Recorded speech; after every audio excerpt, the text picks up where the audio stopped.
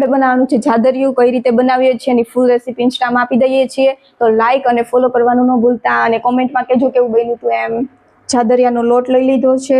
હવે આમાં આપણે નાખવાનું છે ઘી અને દૂધ, અને મોણ દઈ દેવાનું છે. મોણ દઈને આને 30 મિનિટ સુધી રેસ્ટ આપવાનો છે. અને આપણે કરી દીધું છે ગરમ. દૂધ ગરમ થઈ જાય એટલે આપણે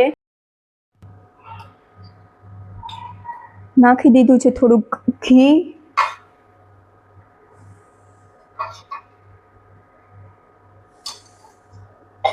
અને હવે દૂધ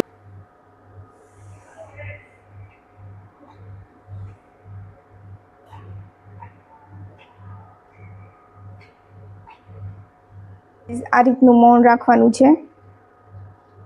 આ રીતનું.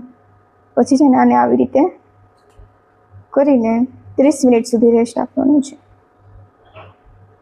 નાખવા માટે છે ને આપણે ગોળને વાતરી લેશું અને ચાળવાનો છે, અને ચાળીને પછી બનાવી નાખીશું જાદરિયું.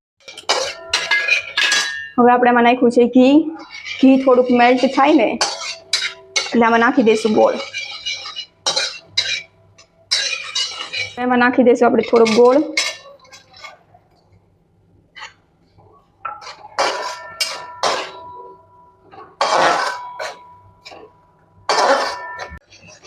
તો ગાઈસ હવે ગોળ અને ઘીનો પાક આવી ગયો છે, અને હવે નાખી દઈશું આપણે જાદરિયાનો લોટ.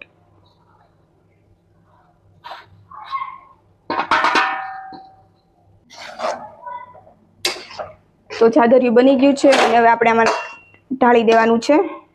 અને ઘી પહેલા આપણે થાળીમાં લગાવી નાખ્યું હતું.